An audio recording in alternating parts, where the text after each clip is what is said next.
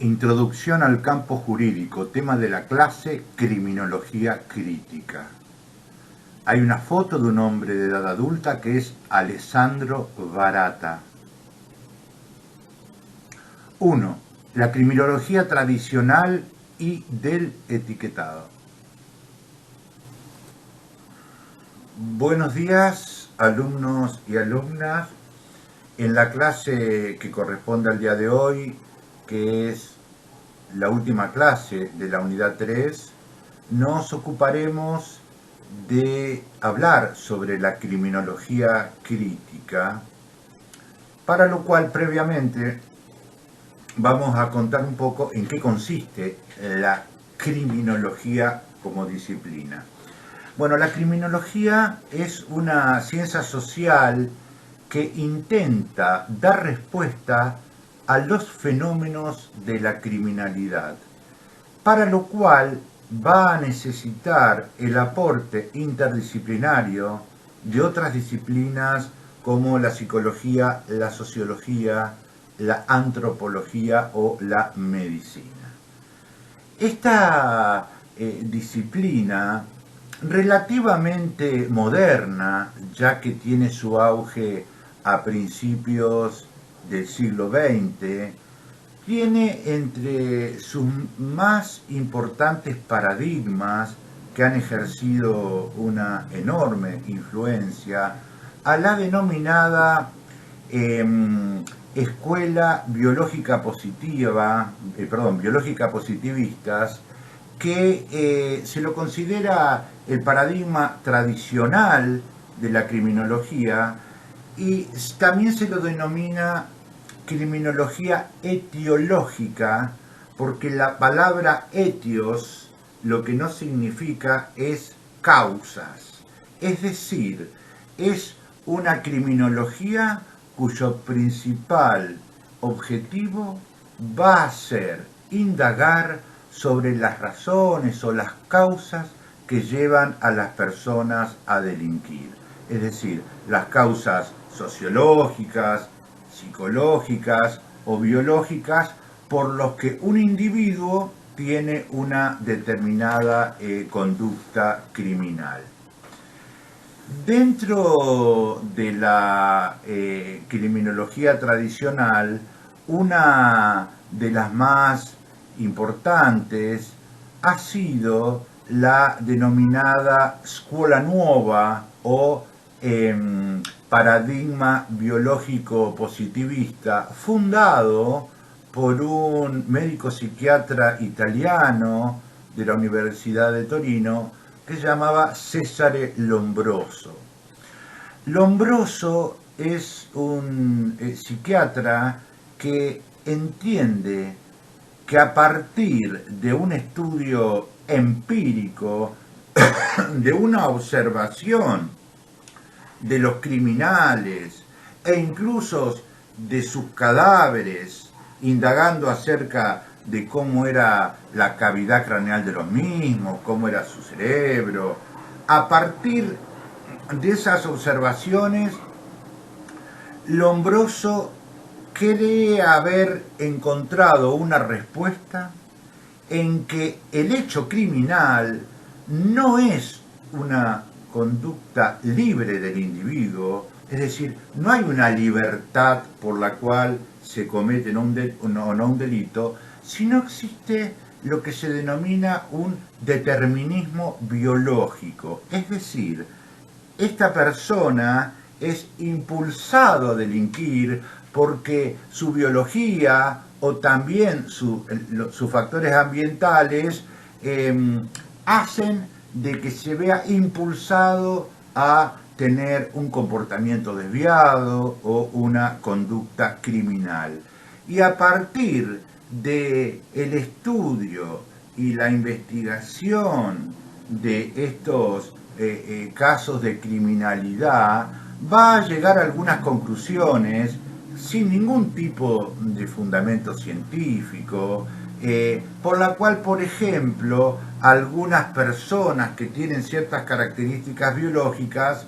van a construir la figura de lo que él denomina el criminal nato. y va a darnos una serie de datos biológicos de esas personas que hoy no son tomadas en serio, como por ejemplo la asimetría en el rostro,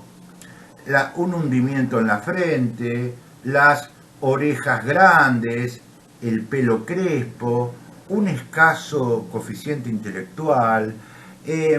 Estas conclusiones que en su momento tuvieron influencia, pero hoy no son consideradas de ninguna manera como un estudio de rigor científico, al punto que, por ejemplo, recuerdo yo que una de las conclusiones que sacaba Lombroso es que en aquellas ciudades de Italia donde hacía más calor había más criminalidad, cosa que hoy en día las estadísticas hechas en forma seria y a partir de una metodología rigurosa no tiene ningún tipo de asidero la vinculación entre un determinado clima y un determinado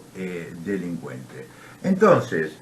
vamos a ver ahora, después, vamos a ver cómo la criminología crítica va a reprobar, va a reprochar este tipo de estudios que en realidad lo que están haciendo es la construcción de un objeto que es un delincuente. Hay una figura de un delincuente construido y que no solamente nos va a decir la criminología crítica, como luego veremos, no solamente tiene un escaso fundamento científico, sino que va a tener un efecto perverso porque no va a hacer sino perpetuar y reproducir los prejuicios, los etiquetamientos, y va a tener un efecto de círculo vicioso en cuanto a ciertos sectores de la sociedad, a ciertas personas que se las encasilla como delincuentes. Una segunda corriente, un segundo paradigma que también Alessandro Barata nos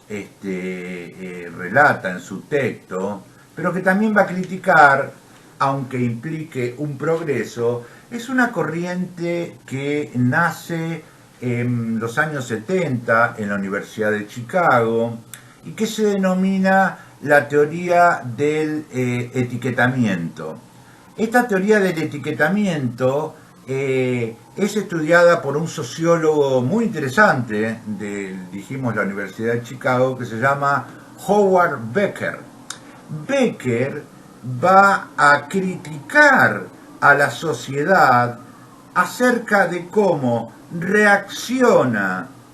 repulsivamente frente a determinados delitos, por lo tanto va a tener un prejuicio respecto de ciertas poblaciones que se las considera criminales en potencia, como los sectores marginados, los sectores humildes, determinada población afroamericana. Entonces, dentro de determinadas corrientes progresistas de la época, como el feminismo, como las luchas en contra de la segregación racial, esta teoría lo que va a intentar es decir, bueno, en realidad lo que el derecho penal hace no es definir determinados delitos, sino va a tener una mirada acerca de cómo reaccionan determinados grupos sociales frente a determinados tipos de conductas delictivas que en definitiva van a considerar como poblaciones peligrosas, y a partir de allí ya tenemos un etiquetado, tenemos un encasillamiento. Estos sectores de alguna manera son potencialmente peligrosos, y ahí también hay una construcción, estos sectores construyen a un delincuente, de manera de que la teoría del etiquetamiento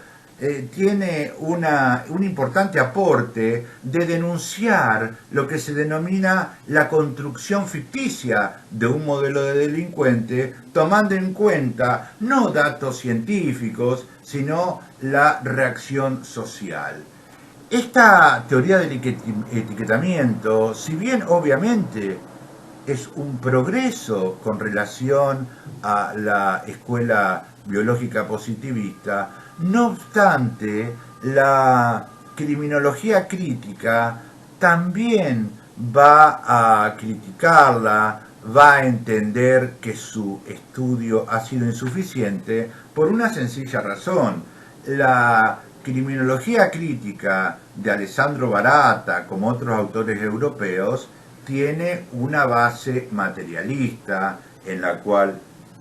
incorpora aportes del marxismo y por lo tanto en su análisis siempre va a tener una determinada centralidad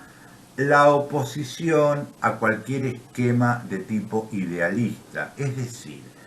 en la medida de que un estudio no tenga en cuenta aquellas definiciones que Marx, por ejemplo, nos daba en su famoso escrito hecho con Engels, La ideología alemana, en que el hombre, el ser humano, es lo que es, tiene su conciencia a partir de las condiciones materiales en las que vive. Entonces, esta estructura económica es la que va a forjar una determinada conciencia. Entonces, es lógico que la criminología crítica, que va a mirar con los lentes a partir de una concepción de los aportes de Marx y Engels, va a entender que estas teorías del etiquetamiento, si bien han sido un avance por poner un límite a estas teorías ficcionales de construcción de un delincuente considerado peligroso para la sociedad norteamericana, si bien ha sido un gran avance, en definitiva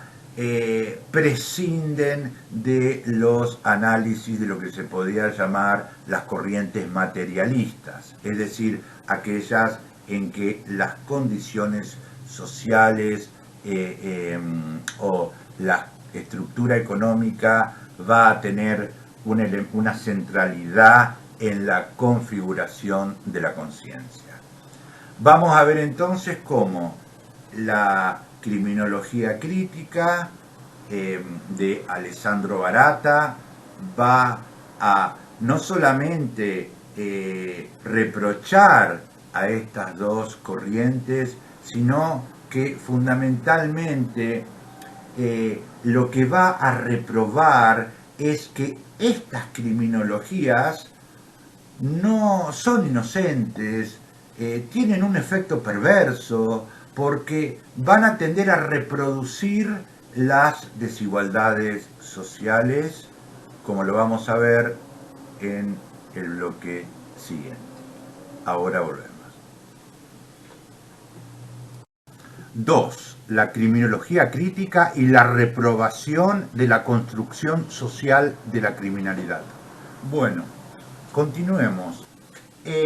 A principios de la década del 80, el criminólogo italiano Alessandro Barata va a publicar una obra que se denomina Criminología crítica y crítica del derecho penal,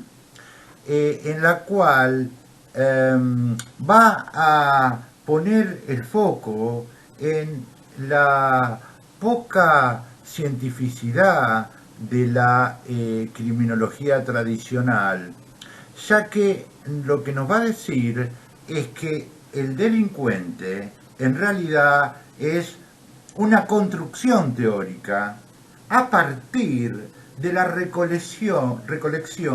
de determinados datos empíricos que pueden llegar a ser válidos, pero no dejan de ser fragmentos de la realidad, como puede ser en el caso del Lombroso, en aquellos aspectos de o individuos que tienen características que lo van a convertir en criminal. Va a ir tomando características de uno y de otro sin ningún tipo de rigor científico, e incluso de otras criminologías tradicionales que también construyen el modelo de un delincuente, la identificación de un determinado tipo de delincuente, tomando como conductas delictivas, algunas causas que también se toman en forma parcial, en forma fragmentada, como puede ser, por ejemplo, una familia disgregada, los padres encarcelados, el bajo coeficiente intelectual, la no inserción en el mercado laboral. Es decir, que tanto en su faceta de características innatas biológicas o un determinado entorno social, que para estas teorías son las causas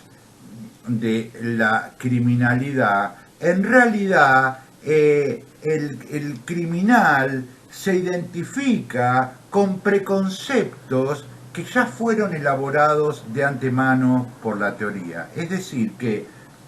teóricamente hay una construcción de un delincuente, lo que para Alessandro Barata, en primer lugar, no tiene ningún tipo de base científica, pero lo más importante que nos va a decir Barata es que esta construcción teórica, este preconcepto, estos prejuicios de una figura de un delincuente construido por la teoría, va a surtir efectos sumamente contraproducentes y en lo que se denomina el círculo vicioso de la construcción de la criminalidad, que lo vamos a ver en este gráfico que a continuación les voy a mostrar. Bueno, aquí podemos ver entonces ese círculo vicioso en el cual se parte a partir de distintos fragmentos, como la falta de trabajo, la desintegración familiar, y se crea un discurso que hace un estereotipo,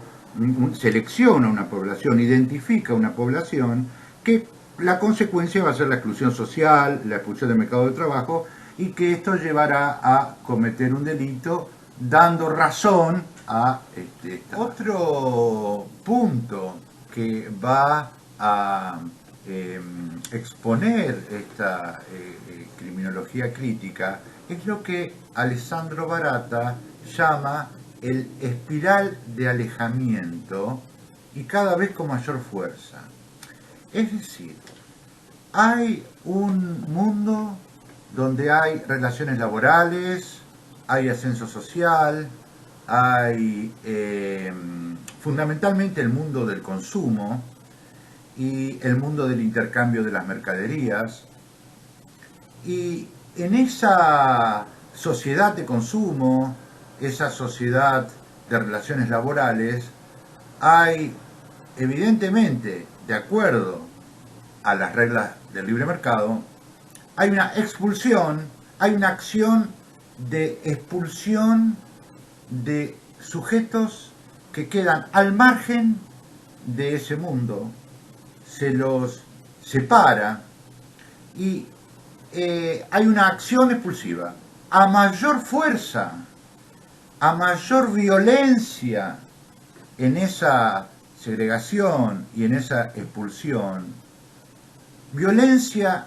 que implica nada menos que la negación de un sujeto, la no consideración de la humanidad de ese sujeto, se lo niega. Ese sujeto, en la medida que es expulsado con mayor violencia, va a tener una reacción, va a tener una respuesta, que a medida de que más violenta haya sido la expulsión, por ejemplo, cuando ya tuvo una primera condena, cuando ya tuvo antecedentes policiales, va a intentar regresar a ese mundo que lo ha expulsado, pero va a reingresar en una respuesta que también va a ser violenta, y se produce así un fenómeno delictivo. Es decir, a mayor violencia en la expulsión, mayor violencia en la reacción. Nos dice Barata, esta espiral produce con fuerza cada vez mayor una distancia social que aísla a la población criminal del resto de la sociedad y la prohibición de coaliciones, es decir, está mal visto contratar, relacionarse con personas que tienen antecedentes policiales, y que desalienta cualquier posible forma concreta de solidaridad respecto de los condenados. Es decir, esta espiral así iniciada eleva después la tasa de criminalidad con la consolidación de carreras criminales debida a los efectos de la condena sobre la identidad social de las personas. La persona ya queda etiquetada, queda estigmatizada, queda separada, por lo tanto allí se produce lo que se denomina la espiral de la expulsión, y que quisiera mostrarles en este cuadro que les voy a dar a continuación, que además es posible pensarlo en términos de que ese sujeto negado podría también abrir la posibilidad de construir un sujeto nuevo, es decir, no de pensarlo, esto ya depositando uno la esperanza en una sociedad mejor, en una sociedad más equitativa, en una sociedad más justa. Ese sujeto negado puede también ser pensado en términos de un sujeto nuevo, de un sujeto en el cual pueda ser atravesado por una matriz política, por una matriz de lucha, por una matriz de luchar y organizarse, y no ser atrapado otra vez por una carrera criminal. Porque una de las grandes paradojas que se produce en esta espiral de expulsión es la siguiente: ese individuo que es expulsado del mercado del consumo es a la vez un sujeto que ya está construido. Es decir, estamos expulsando un sujeto que previamente, en virtud de la globalización, en virtud de los avances tecnológicos, en virtud de que todo el mundo, de que mucha gente cuenta con dispositivos de tecnología, ese sujeto ya ha sido construido como un sujeto consumidor. Ese sujeto ya es un sujeto, como decía Marx en los manuscritos filosóficos económicos del año 44, ese individuo ya es mercancía, no es solamente individuo, ese individuo es una mercancía. Entonces, deja de ser mercancía, pero mantiene su característica de sujeto consumidor. Entonces, cuando es expulsado,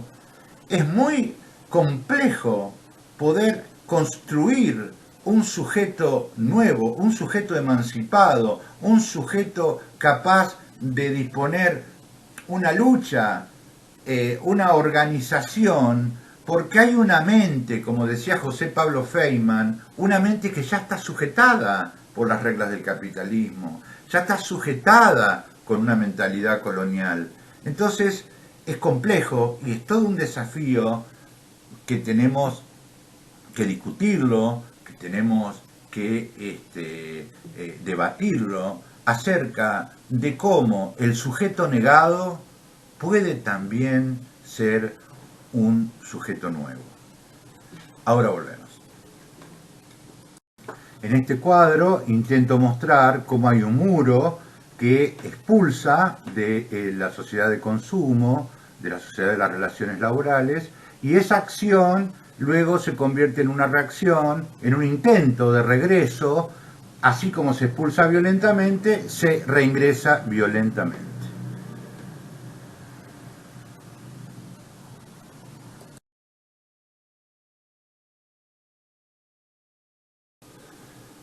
Bueno, y el tercer punto y último que quería destacar, entre otros, de los aportes de la criminología crítica de Alessandro Baratta es la función estigmatizadora de la criminalidad. Es decir, el fenómeno de la criminalidad,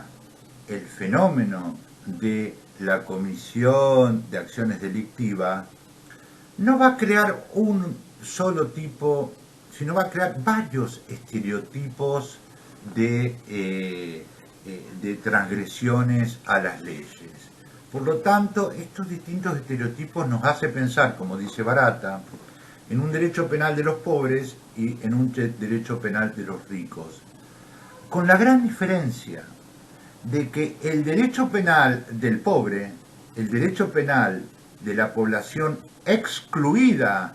del mundo del consumo y del mundo de las relaciones sociales y las relaciones laborales, va a crear una barrera, va a crear un muro en la cual esa persona queda estigmatizada, esa persona pobre queda marginada y ya no va a poder reinsertarse al mundo de las relaciones sociales y de las relaciones laborales porque se crea una especie de negación, como dijimos, de ese sujeto. A diferencia de los denominados delitos de cuello blanco, de los denominados delitos económicos financieros, en que también allí hay una transgresión al Código Penal, pero sin embargo no crea esa estigmatización porque no rompe, no aísla, no lo separa, no lo arroja fuera de ese muro, sino que se mantiene dentro de la sociedad de consumo. No le crea ningún prejuicio, perdón, ningún daño, ningún perjuicio, sino el perjuicio económico, pero no la ruptura y la negación como ser humano. Algunos ejemplos los quiero mostrar ahora. Isabel Pantoja es una de las cantantes más aclamadas de España, fue condenada por blanqueo de capitales y evasión fiscal, pero sin embargo eso no le impidió seguir haciendo conciertos, seguir teniendo relaciones laborales, es decir, en ningún momento fue expulsada del mundo, por así llamar. En cambio, como vamos a ver ahora, estos niñes seguramente fueron detenidos por algún tipo de hurto y en este caso es la contracara. Ese es el momento en el cual ya quedan expulsados del mundo, ya quedan más fuera del mundo de las relaciones sociales. Bueno, quisiera concluir la clase con esta conclusión que nos habla sobre la mirada de la criminología crítica. La criminología en su concepción tradicional y etiológica contribuye a reproducir y perpetuar la marginalidad y la exclusión. Por lo tanto, no solo es injusta, sino incluso contraproducente si lo que se quiere es reducir la criminalidad. Bueno, con esas palabras finales nos despedimos hasta la próxima clase.